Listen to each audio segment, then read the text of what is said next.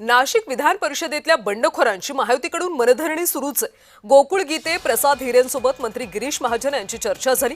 दोन्ही उमेदवारांनी निर्णयासाठी वेळ मागितल्याची माहिती आहे। रात्री उशिरापर्यंत मंत्री महाजन आणि उदय सामंत यांच्यामध्ये चर्चा झाली।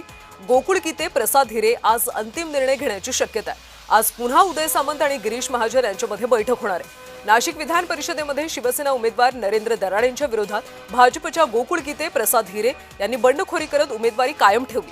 या दोन्ही बंडखोर उमेदवारांनी नरेंद्र दराडे यांना पाठिंबा द्यावा यासाठी महायुतीकडून मनधरणी सुरू आहे आणि त्याच पार्श्वभूमीवर मंत्री उदय सामंतांचं गिरीश महाजन नाशिकमध्ये तळ ठोकून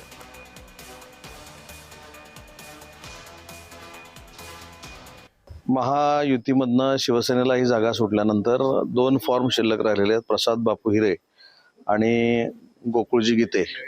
या संदर्भामध्ये प्रसाद बापू हिरेंची देखील गिरीश भाऊंची चर्चा झाली।